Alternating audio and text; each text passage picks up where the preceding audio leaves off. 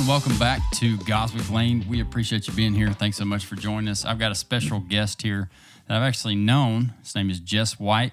He has his own podcast. He's on TikTok, Instagram, just got on YouTube, Pursuing Financial Freedom. And you can find him on, what is it, TikTok and Instagram, InvestorJess? InvestorJess. All right, find this guy. Super intuitive about financial freedom and how to do that through real estate. Now, I'm going to go back to, we've known each other for a long time. Yeah. You know, I was just sitting here thinking about, you were kind of the intro to entrepreneurship. The crazy brain. Because I'm thinking about the genesis. Me at 16, 17 years old. No, probably 16, working for you. Yeah. Doing the lawn stuff. And I was doing that as a second job. And, you know, really my entrepreneur journey starts even earlier than that. It's going door to door on Looney Lane and selling stuff to your father-in-law, Tommy Miller. Yeah, I remember just as you were growing up. So the girl I was dating at the time, which is now my wife, lives on the road that Jess's family lives on. I remember you guys going to Grapeland and getting watermelons to sell, which actually spurred me later on in life to do that with my kids. That was the idea.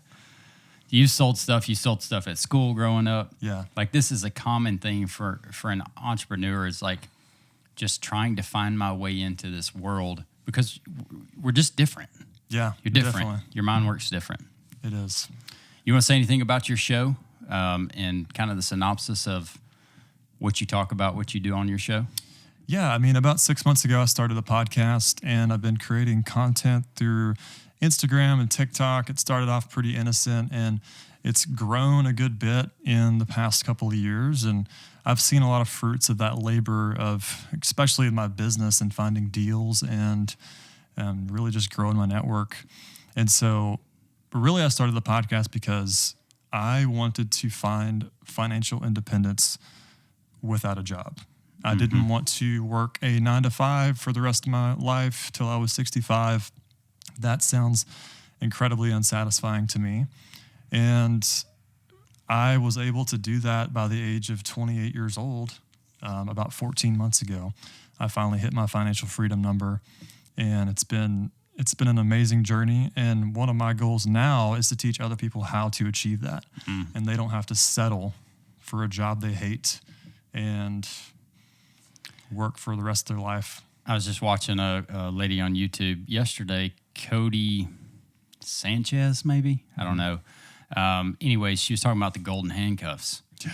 And you get to a point in your life where, like in the beginning of your journey, your working journey, you have there's less risk, right? You don't have a family, you don't have kids, you might not have a mortgage, right? So you can take bigger risk without greater failures.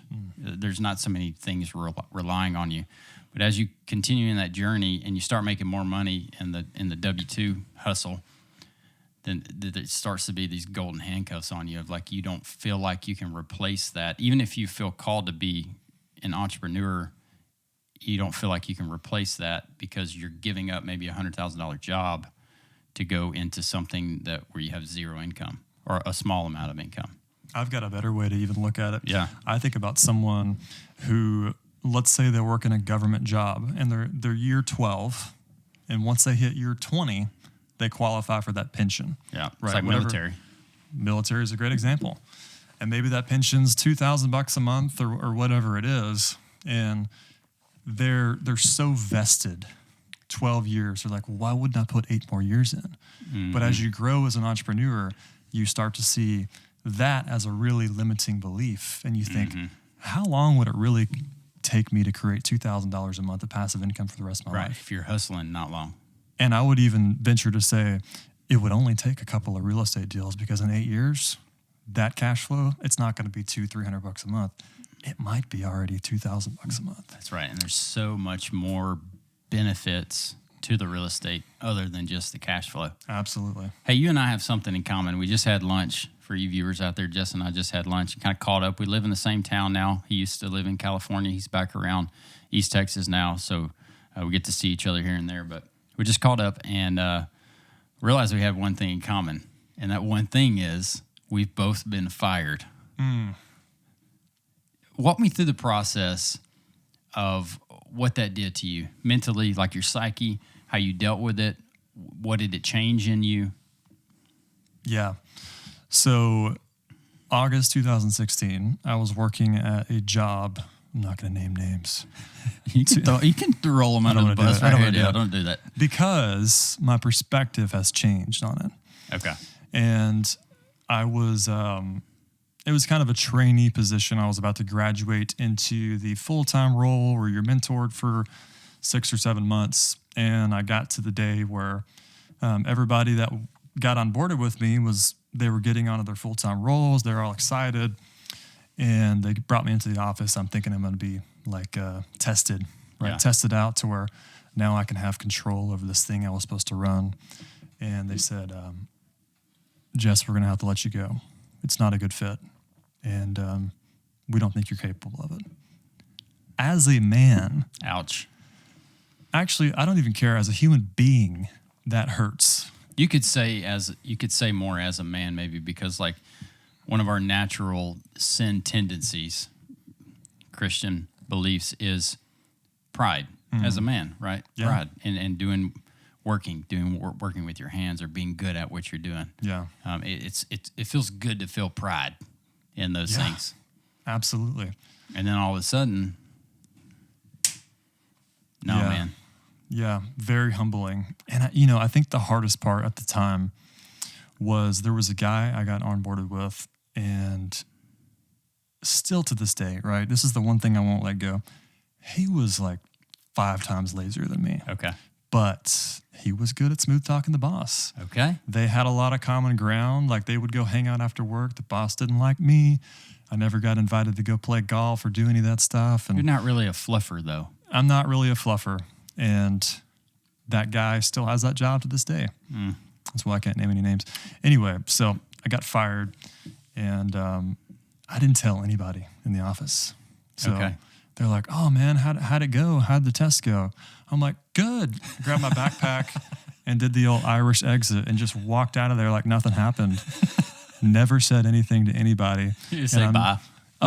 Nothing. And I'm just like, I'm wanting to burst in tears. Yeah. And so I got in my truck. This is 2016. And of course, the first person I call is my dad. Mm-hmm. And he answered. And I started crying and told him all about it. And man, that's the kind of stuff I miss about my dad, being able to call him when things go south. And he was always empathetic. And he was there even when he didn't even need to be there, right? Yeah. He was that listening ear and gave that compassion and that empathy that I needed. And, but yeah, he was the first person I called. And it's kind of funny because, at the time I went home and my ego was destroyed. And any good husband, any good man would immediately hit the ground running and trying to provide, because now my income source is gone. And the next day I go to the unemployment office, right? Mm-hmm. This is now 8 years ago, 6 years ago. Yeah. It's not even that long ago. It's amazing how much feels like changed. a lifetime because you've changed so much, right? Yeah, it does. And so I went to unemployment and signed up for my $400 a week or whatever. Yeah. And just applied for random jobs for about a month. And while my wife is out working every day and she's bringing home the money and the finances, and she finally said, this is so funny, like 3 days ago, because I brought it up. I was like, yeah, looking back, I was so lazy. And she goes, thank God you finally said it. I was like, who is this guy I married? He's just sitting around doing nothing. Yeah. And it's a big blow. It's a big blow. It's hard to take mentally. Mm-hmm. And a lot of times, or, from my experience, you're just a little bit confused. Yeah. About what do I do now? Well, I got fired from this place. Am I going to be able to get another job if that's what I'm looking for? Yeah. Are people going to look at this and judge me too harshly? Is there something out there for me? Yeah. Was I doing the wrong job to begin with? There's so many questions. There's a lot of questions, and it can be a pivotal turning point, and it was for me. But I want to hear the story before I go into that about, since we're here, you got fired. I got fired, yes. So back in, I don't even remember what year it was. Let's see, I can go back.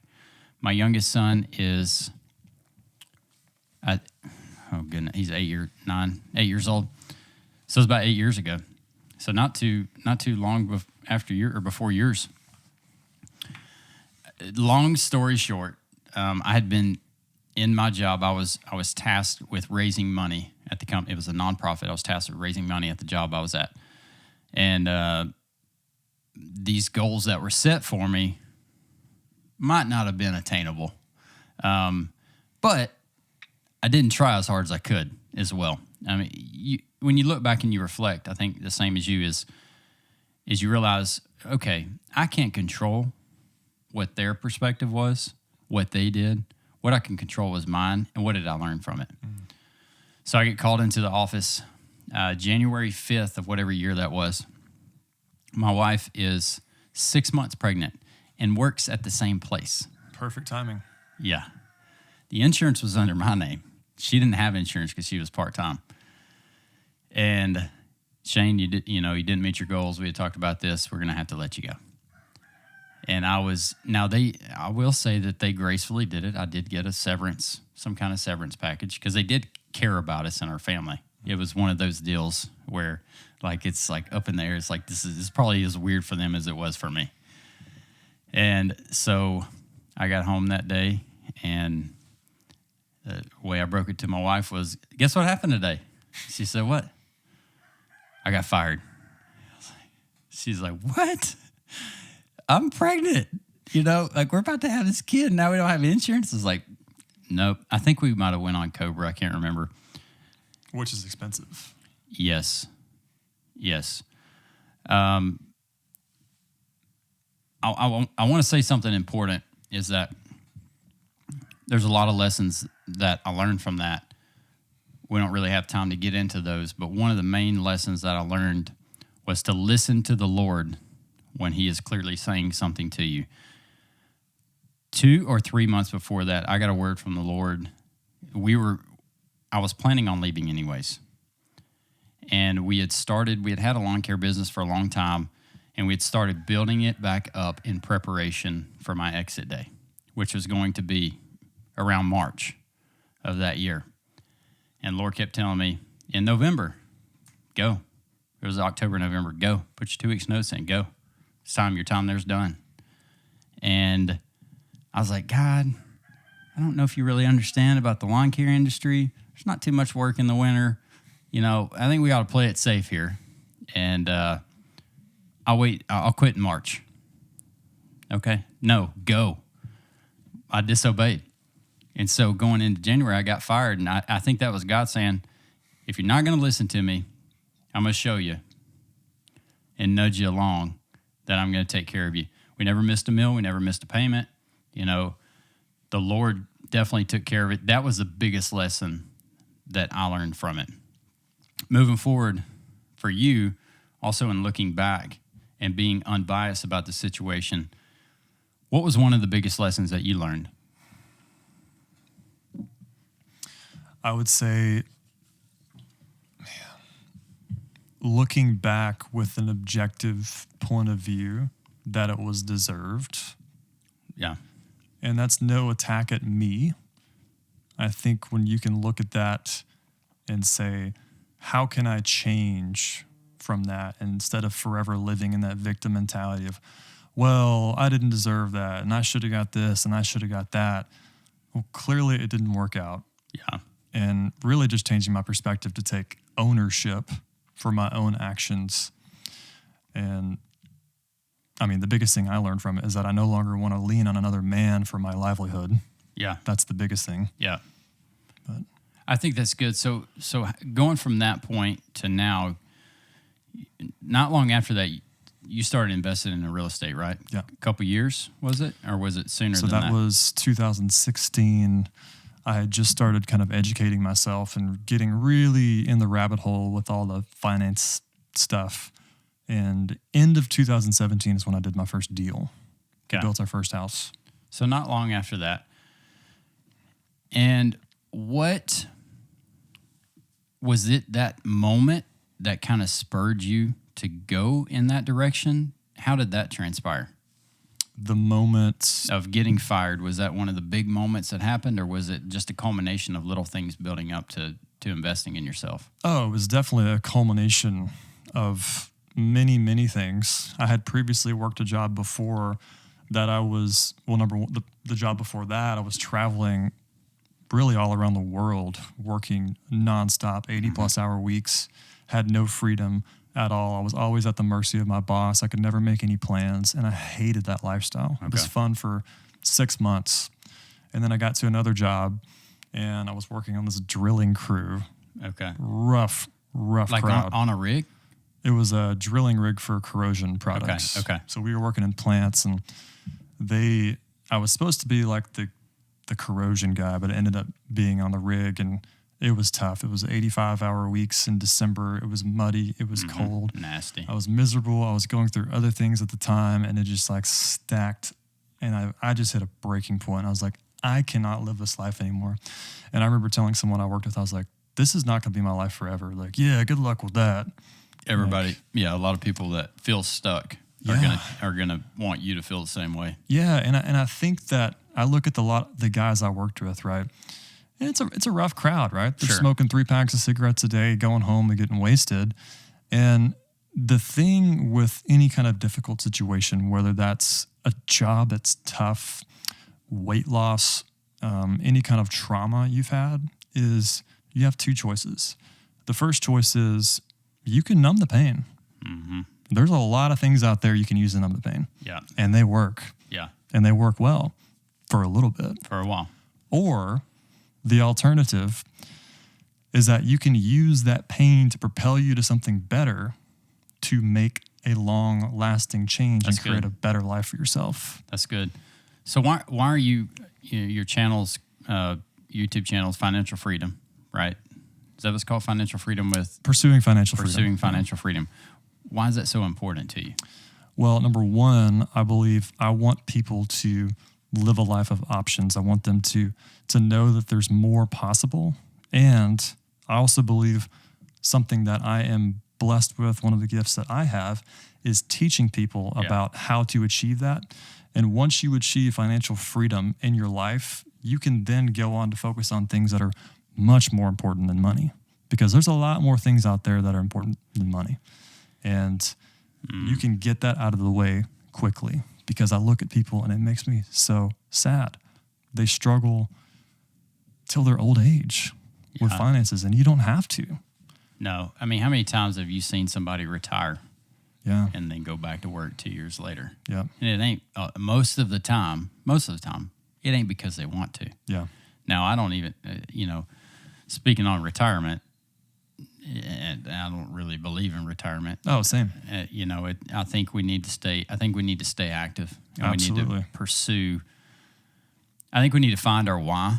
Yeah. And have that why. And if the why changes a little bit, that's okay. Yeah.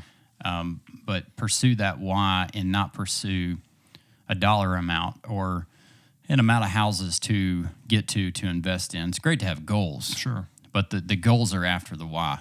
And the process is in between. You got your why, and then you develop your process, and then your process helps get you to your goals. Mm-hmm. So right now in your real estate career, in the past 6 years, you've built up over 30 long-term rental properties, right? Yeah. Or 30, around 30, and then 2 short-term rentals. Yeah, 30, 35, somewhere in there. What would you say? Just give us a couple tips on how you got from where you were to where you are now. Yeah, I mean, it sounds cheesy, and I don't really care if it sounds cheesy, but if you want change in your life, if you're tired of where you're at and you want something better, you have to get uncomfortable and you have to take action. And I guess for me, one of the things I'm blessed with is that I don't feel like I have to know everything before I jump into something. Yeah. Now, that can be a blessing and a curse. Yes. And sometimes that is, and that's why you bring in other partners that are more analytical and they have more of that engineering brain. But for me, I'm jumping out of the plane and I'm putting my parachute on the way down. Yeah. Because that's how I learn. I learn most efficiently. But I mean, the biggest thing is you have to take action. You're never, ever going to know everything about a subject, whether that's real. I used to think real estate was the only option. There's so many. There's so many avenues, whether that's real estate, starting a business, selling stuff on Etsy, flipping things on eBay. There's so many ways you can make money. You're a mindset guy, Absolutely. is what and you've developed this and trained yourself. This is not an entrepreneur mindset. I think some people are born with and some people gain over time, but it's more than that. Yeah. It's more than just the entrepreneur mindset. What are some things that you do personally to keep your mind? We talk a lot about abundance scarcity mindset because that changes in frames. We talk a lot about being grateful. And what are some things that you do personally to try to keep yourself in that mindset? Well, I mean, I think it's something you're always training your mind to get stronger. And staying in an abundant mindset is not easy. It's not the natural thing to do. If you open up CNN or Fox News or any other, pick your news source, it's negativity. How often are you looking at that? Very little. Okay. Very little.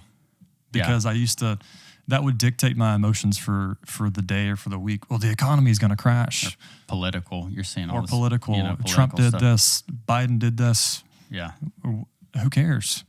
Yeah. I don't remember who I was researching the other day. It might have been Charlie Munger. I can't remember, but whoever this guy was, very successful, said that I think he said that and this was back in the day with newspapers, he might have read just the headings of the newspaper once a week so that he could have conversation with the people that worked for him. Yeah. And that was it. He didn't read the articles or nothing. And it's the same then as it is now, that a lot of the news is negative, and everything that's beat into our brains is negativity. Yeah. So it's a natural conclusion that if we don't control what's going in, then we're going to be stuck in a scarcity mindset, in a negative mindset. Yeah, I think about too, you ask how I don't know, control my mindset or improve it. Well, number one is being around better people. Yeah. And I'm not saying get rid of all your friends, right? But you have to be aware of how the people you spend the most time with will and can shape you, can and will shape you, because they will, for better or worse. Yeah. If you're overweight and you don't want to be overweight anymore, studies have proven that the first thing you need to do is get around people that work out. Doesn't mean you go work out with them. Hang out with them. Yeah. Catch on to that mindset. And then you'll be able to start kind of changing your habits based on who you're hanging out. It's just nuts. It's just nuts that like you're an average of the 5 people you hang out with the most. If you're not making as much money as you want to make, it's that simple. Scoot yourself into that crowd. Hey guys, and provide value. Yes. Don't just suck the life out of people. Yeah. Provide value. I've told kids, I'll ask kids all the time, what do you want to do when you grow up? Most of them have no clue, and that's fine. Yeah. It's okay. Absolutely. But what are you interested in? What do you like to do? Okay. You want to play video games for a living. Well, go find the guy that's the best at the video game that you want to play. Call him or get in touch with him some way and say, dude, can I just work for you for free for 3 months? I'll go get your Red Bulls if you want me to. I don't care. Just want to be around you. Yeah.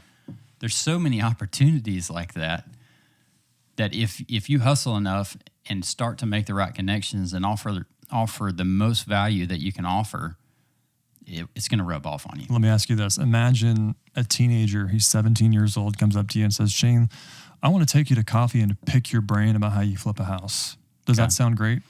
No, it doesn't sound good. No. How does this sound? Hey, man, I'm 17 years old. I love what you're doing, and I want to find a way to learn that, but I don't want to just waste your time. I know you're working on a property here over on Spring Hill Road. I'm going to go sweep the floor. I'm going to go pick up any trash I can, load it in the back of my truck, take it to the dump for you. In the meantime, I'm going to find anything else around there and clean up a little bit. What else can I do? And I just want to just kind of be around you. Yeah. I simply want to be in the background and see what you're doing.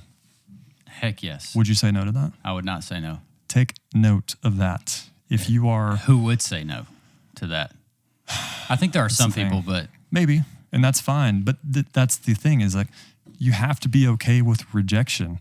100%. Like, the reality is you're going to get rejected in your life, and this idea that...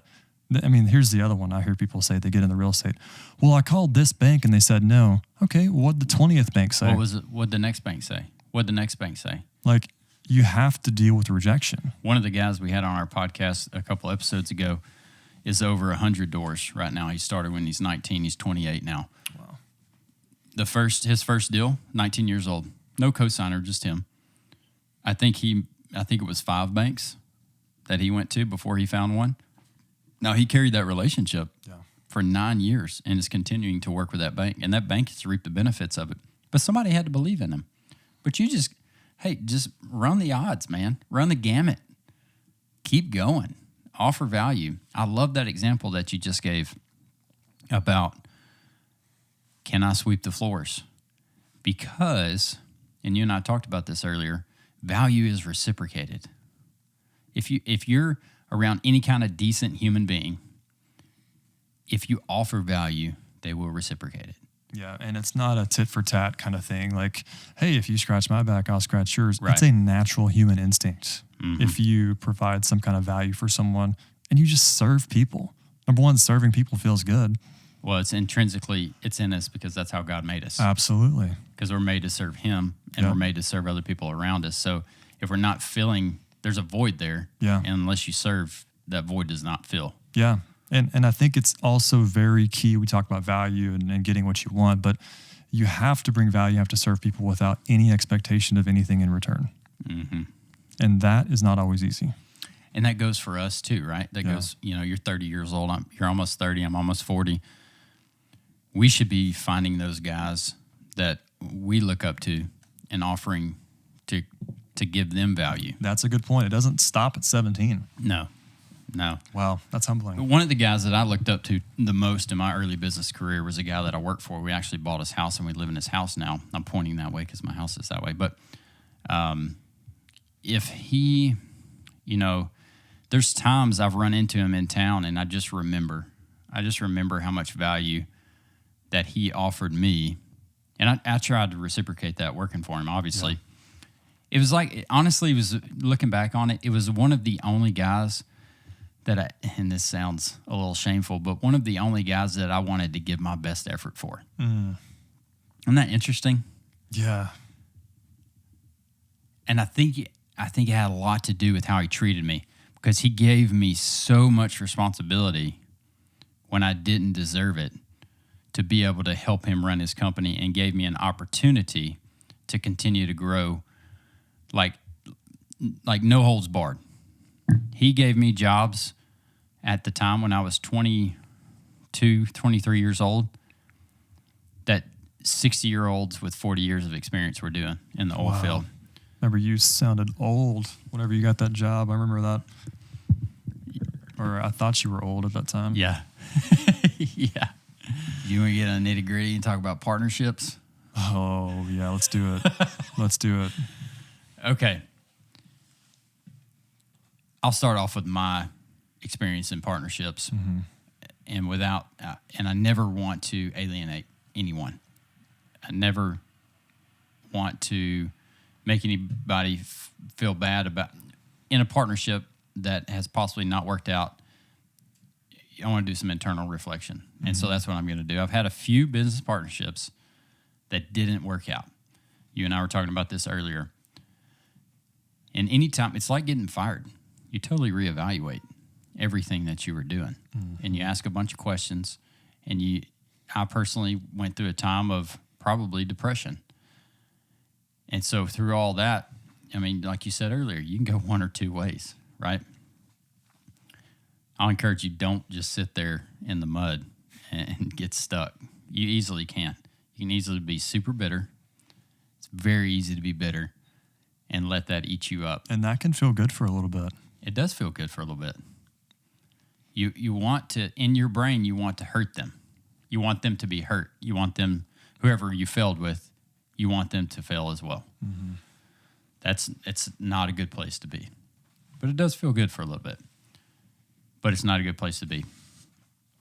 So some things that I've learned through that is to be super clear on the front end of partnerships, so that, and as much as you can, try to predict the future of what all could happen in the future. You can't, but as much as you can think about it, and with that person that you're working with, what can they bring to the table, what they could think, what could go wrong? You know, if you're tying yourself together for a partnership, this could be a long-lasting thing. And so you're not always going to get along. There's going to be many times where you don't. How do you handle this conflicts? Yeah. If you can set some parameters around that, write it down, sign an operating agreement, put those in there, then you always have something to go back to. What are, in your perspective, business partnerships in real estate, to get deals done? A lot of times you have to bring a partner on. How do you handle that? Well, I haven't always handled it the best in the past. It's been like, who's willing to just be a part of this? Who will say yes to me? Who will say yes? And I just thought of some cheesy Dave Ramsey quote I heard a long time ago. He said the only ship that never sailed was a partnership. Yeah, that's not true. It's not true, because we're talking about partnerships that have gone south and what we learned from that. But partnerships can really propel you into an awesome life. Yes. And they open up a lot of doors. Yes. And I'll answer your question here in a second. But one of the things I think about with partnerships is, if you're scared to get started, starting with a partner is a good way to really ease that fear. It's a great way. I think about in terms of, like, if I'm on a boat and I decide I'm in the middle of the ocean, and I just decide, you know what, I'm hot, I'm going to go jump in the water, swim around. That sounds kind of terrifying, especially if I'm not familiar with the ocean. But if I'm with 10 of my best friends, they don't have to be best friends. They could just be strangers. Right. And they say, you guys want to go swimming? I'm going to feel a lot more comfortable. And then in exchange, with a partnership, you're able to really get 10x the experience, because going solo, you're only able to do so much, although that in itself is kind of a limiting belief, because you can do more. But typically, you're not going to take as much action. With a partnership, you can do 10 times the amount of deals. You're going to experience 10 times the amount of roadblocks. You're going to get a lot of stuff that goes south. But when you get that $20,000, $30,000 bill that shows up on a property unexpectedly as a maintenance expense because something happened with the foundation, or, hey, there's mold and we got to fix this. Yeah. It's a lot more easier with a partner. Yeah, man, that's so good. I remember, like, going back to my first real estate deal of a flip. And it was me and my brother and another partner in on it, and none of us had any experience. Yeah. And I remember being so scared to pull the trigger on that deal.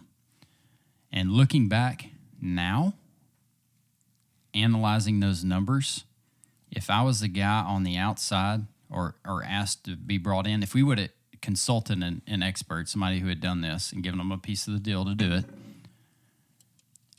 if I was that guy now, I'd be like, what are you guys waiting on? Jump on that deal. That's an awesome deal. The numbers work. Don't hesitate. Also, don't try to do all the work yourselves. Hire somebody else to do it, because you guys aren't experienced. Like, literally took us 8 months to rehab a house, maybe 9 months that should have taken 3 months. Yeah. And it was just lack of experience. And we still did okay. I mean, that's how good that deal was. Experience matters. Don't be stingy. Give up part of the deal to gain the experience. Yeah. And if you want to be clear on the front end. Hey, partner, this may not be a lifetime deal, but I'd love to benefit you financially for the benefit that you're providing experience-wise. And maybe we do 3 or 4 deals until I feel comfortable. And everybody wins. Yeah. Man, I think about if someone wants to get started, maybe it's real estate, maybe it's a business that you want to model after, maybe you want to start a gym or something. Another thing you can do is just go to that person and say, hey, maybe present that first idea. I said, offer to work for free. Yeah. Sometimes that kind of overwhelms people and they're like, okay, what do you mean? What do you want? Another thing is you could just be like, hey, I'll give you $2,000 if I can meet with you 5 times. Yeah. And I really love what you do. I respect you and I want to be around that energy and I want to learn from you. And I know for me, if someone told me that, I would almost be like, oh, I don't want to take your money. Like, I'm happy to help you. You're that hungry. Right. And you're willing to basically do whatever it takes and put it out there. Yeah. And you're willing to be vested. Yep. I really love that example. Most people will take you under their wing. Another way to do that is just say, I'll work for minimum wage. Yeah. Like, I think that's almost like working for free or minimum wage, maybe a bit easier to understand from the person's perspective of like, this guy's or girl's going to come work for me for minimum wage. That is nothing. Like, what is it, $7.25? Yeah. It's nothing. Like, that's worth, maybe it doesn't work out. Mm-hmm. But if you're hungry enough to do it, sure. Yeah. What's funny is on the note of paying for, let's call it mentorship or education. I was going to ask you a question. We'll come back to being mentored. Yeah. So I've got a lot of opinions on formal education, and I'm very strongly opinionated on it. Nothing against anyone that wants to do that, but a beef I have is that if you're spending money on some kind of education or mentorship or something like that, and you're not getting some kind of piece of paper at the end, all of a sudden everyone says, well, that's a scam. Yeah. And at the same time, you can spend 4 years at a university. Oh. You're getting paid nothing. You're walking away with 6 figures of debt. And then you might get a job. You might. And that's not even a job you like. That's just one to kind of get some experience. And it might be an okay paying job. It might not be. Or you can just kind of fast track it's one thing if man, I want to be a nurse. I want to be an engineer. Yeah. And by golly, doctor, lawyer. You know the path to go and take that path and don't let anybody stop you. But if you're just like, I don't really know what I want to do with my life, then don't waste it in college. No. I tell my kids, like, understand return on investment and apply that to your college education. Your dad, this guy, is not paying for an education at an expensive 4-year school. If you say you're going to be a nurse, you got to go to school to be a nurse. Sure. Not paying for 4 years at UT or A&M or TCU when you can get some basics for a lot cheaper and your return on investment will be so much greater. Mm-hmm. Just for a fun experience. Absolutely. College is fun. Yeah. College is fun. I think we probably line up a lot on the belief of like formal education. I don't. Yeah, you're also delaying a lot of growing up. Mm-hmm. Now, if you know exactly what you want to do, congratulations. You are an informed consumer. You're and that's one of the amazing. Few. Yes. But if you don't, question. How much? Now, I think where formal education is the idea of going to college and getting a 4-year degree and then masters and all that stuff, and then education in general, totally different. Mm-hmm. How much in I wanted to ask you a question about mentorship type programs or opportunities or whatever. How much do you spend on mentorship a month? Yeah, and I'm open about this because I find a lot of significance in it in my own personal growth. And I hate that a lot of people don't see the value in it. Yeah. Or they just think, well, that's silly. You could just do that, especially around here in East Texas. And I love East Texas. Yeah. I'm not a hater. No. I love it. But I want to see people actually want to grow personally. Yeah. So, for example, I'm in a mastermind called GoBundance. It's $10,000 a year that I pay. Okay. And they call it's a tribe of millionaires. And it's, in order to be a part of it, you have to apply, they vet you, and you have to be willing to grow physically, spiritually, in all areas of your life. And you even have to commit to like not being overweight. Okay. We had it's called our GoPod call the other day. and you have to fill out this thing called the one sheet. And in that sheet is your BMI and your weight. Okay. And we're in a group of 4 guys. This is really like, we talk about this on another podcast we have, just about learning how to be a vulnerable man. It is a trait that we are not necessarily taught unless you had like maybe a nurturing type father.